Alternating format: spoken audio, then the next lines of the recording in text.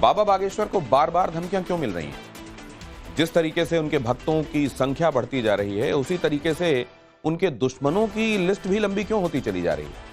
इस सवाल का जवाब आज बाबा बागेश्वर ने दे दिया। पंडित धीरेन्द्र शास्त्री ने अपने विरोधियों का पर्चा बनाया, उस पर्चे के अंदर से क्या निकला, ये रिपोर्ट। सहज स्वीकार है, क्योंकि जिंदा रखना और मारना तो परमात्मा का काम है। हम तो सनातन के सेवक हैं। लेकिन एक बात याद रखना माय डियर, हम मरते मर जाएंगे, लेकिन सनातन की बात और हिंदू राष्ट्र की बात नहीं छोड़ेंगे।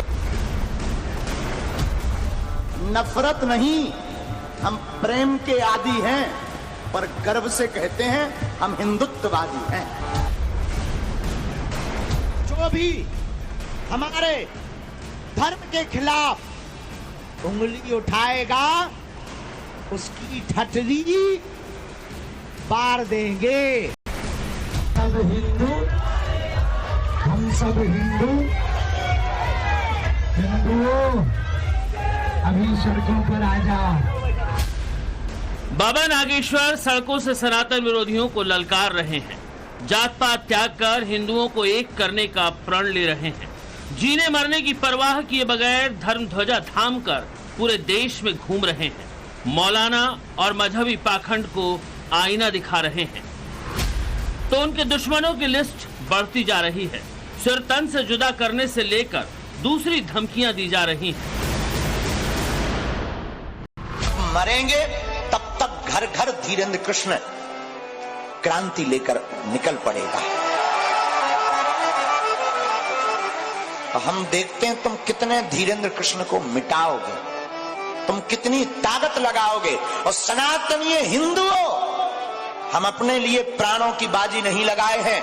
हम चाहते हैं तुम्हारी बहन बेटियों पर कोई उंगली ना उठाए, तुम्हारी राम की यात्रा पर कोई पत्थर ना फेंके और तुम्हारे राम के मंदिर पर कोई रोक ना लगाए। हम सिर्फ इसलिए ललकारते हैं धर्म विरोधियों को। पहले सोशल मीडिया के जरिए बागेश्वर धाम के पीठाधीश्वर को डराने की कोशिश की गई, फिर मैसेज के जरिए धमकाने का प्रयास किया गया, मगर इस बार बाबा बागेश्वर को ऑन कैमरा चेतावनी दी गई।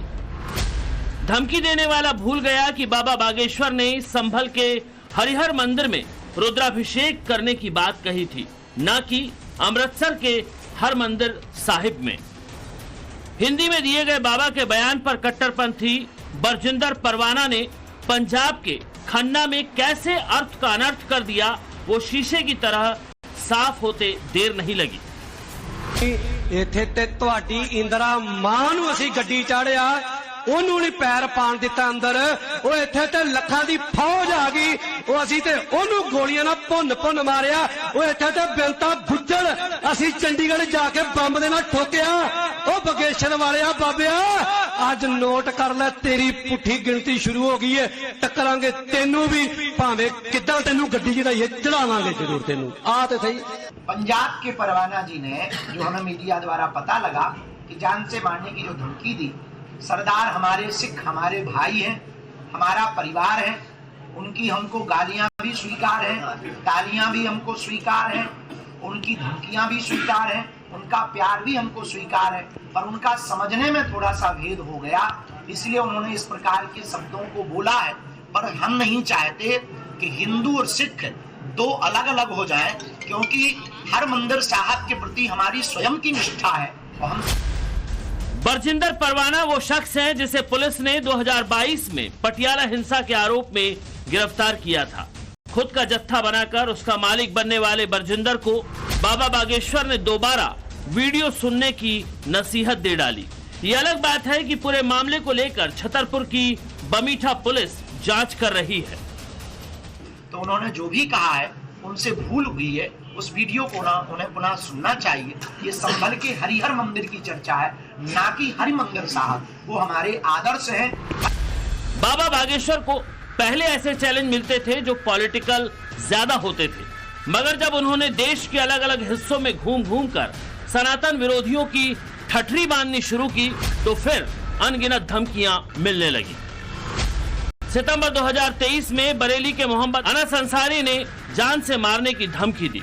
दिसंबर 2023 में पटना के आकाश कुमार ने बाबा बागेश्वर को लेकर ऐसी ही बात कही थी। अप्रैल 2024 में बरेली के फैज रजा ने सर तन से जुदा करने की धमकी का मैसेज सोशल मीडिया पर पोस्ट किया।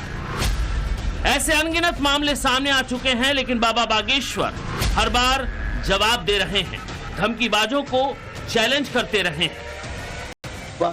दूसरी अफवाह उड़ी थी ये कि मुसलमानों ने टीपू सुल्तान की और उसकी फोटो लेकर के बागेश्वर बाबा की यात्रा को रोक दिया। औरंगजेब की यात्रा को लेकर के दिखाकर रोक दिया। हमने कहा इतने हैं, वे 10 फोटो बारे आएंगे। फोटो तो ठीक है, फोटो बारे ही नहीं बचेंगे। मतलब हम लोग ऐसा नहीं करेंगे, पुलिस वाले ऐसा करेंगे। आप लोग इसको धमकी मत समझ लेना। पुलिस प्रशासन है, यूपी पुलिस साधारण यहाँ गोलियों से ज्यादा गोलियां चलती हैं, और यूपी पुलिस वैसे ही प्रसिद्ध है। आपको पता ही है, गाड़ी पलट जाती है कभी भी। वैसे तो बाबा बागेश्वर की सिक्योरिटी 5 लेयर की है। Z+ कैटेगरी का सुरक्षा घेरा होते हुए उनके पास तक पहुंचना हर किसी के लिए आसान नहीं होता। लेकिन हाल ही में जिस तरह उन्होंने 9 दिनों की 160 किलोमीटर लंबी हिंदू एकता यात्रा निकाली और भविष्य में भी हिंदुओं को जगाने के लिए ऐसे ही संकल्प ले रहे हैं, तो जाहिर है धमकियों को हल्के में नहीं लिया जा सकता। मत आओ कथा में, मत सुनो हमारे प्रवचन। तुम्हारी टीवी है, बंद कर दो। हमारे तन में जब तक प्राण रहेंगे हम हिंदुओं के लिए बोलेंगे, हिंदुओं के लिए लड़ेंगे। अब हमने विचार कर लिया, मंचों से हिंदू राष्ट्र नहीं बनना है। अब हम गांव गांव जाएंगे, पद यात्रा करके हिंदुओं को जगाएंगे, और जो छेड़ेगा उनको अब छोड़ेंगे नहीं। बाबा बागेश्वर बेबाक बोलते हैं, डंके की चोट पर बोलते हैं। वो पर्चा निकालना जानते हैं, तो हिंदू धर्म को बचाने के लिए हर मुमकिन स्टेप उठा रहे हैं, और यही बात बहुतों को हजम नहीं हो रही। जिस तरह धीरेन्द्र शास्त्री के अनुयायियों की संख्या बढ़ रही है और उनके आह्वान पर लाखों सनातनी इकट्ठा हो रहे हैं, वो कट्टरपंथियों से बर्दाश्त नहीं हो रहा। आजादी के बाद एक नई क्रांति ऐसी पहली बार सड़कों पे देखने मिली कि हिंदू एक होकर के धर्म विरोधियों के लिए सड़कों पर उतरा।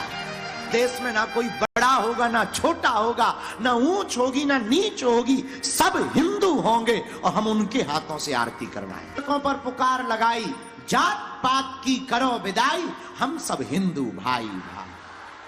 भेदभाव मुक्त भारत होकर के हिंदुओं को एक होना पड़ेगा कि हम सब भाई भाई हैं, तभी भारत बच सकता है, तभी हिंदू बच सकता है। बाबा बागेश्वर इन दिनों मध्य प्रदेश के शिवपुरी में है, जहां 7 दिनों की कथा का आयोजन किया गया है। गुरुवार को उनका भव्य दरबार भी लगने वाला है। इस दरबार से पहले बाबा ने HI यानी हिंदू इंटेलिजेंस लाने की जरूरत बताई। पंडित धीरेन्द्र शास्त्री की अपील है कि सनातनी संस्कृति और विरासत को बचाने के लिए 1 करोड़ कट्टर हिंदुओं की जरूरत है। बागेश्वर धर्म पलायन से लेकर मस्जिदों में मिलने वाले मंदिर के सबूत पर बिना झिझके जवाब देते हैं। अब उन्होंने नया नारा दिया है, वो है जात पात की विदाई का, जिसका शंकराचार्य अभिमुक्तेश्वरानंद ने विरोध किया। हालांकि बाबा बागेश्वर का अपना ही तर्क है। वो सवाल पूछते हैं, हिंदुओं में बुराई खोजने वाले दूसरे मजहब की खामियों पर क्यों नहीं बोलते? कभी नहीं अपने मौलवियों की बेइज्जती करते, लेकिन हम लोग करते। हम उनके विरोध में या पक्ष में नहीं है किसी के भी। हम एक बात बोल, अच्छा हम लोग इतने विचित्र लोग हैं, कितनी सोची समझी। कभी कभी बातें होती हैं तो हवस के पुजारी, हवस का मौलवी नहीं कभी सुना होगा, पुजारी जरूर होता है। अच्छा मौलवी क्यों नहीं हो सकता है? नहीं हो सकता है। क्यों? क्योंकि हम लोगों के दिमाग में बहुत प्रायोजित तरीके से ब्रेन को ब्रॉस करने के लिए, हमारे दिमाग में कुतर्क भरने के लिए शब्दों को पहुंचाया गया और भरा जा रहा। अभी पिछले कुछ समय में एक घटना हुई जिसमें हवस के किसी मौलाना को उसकी बेटी की मां ने चप्पलों से पीटा। ऐसे कई ऐसे केस हैं।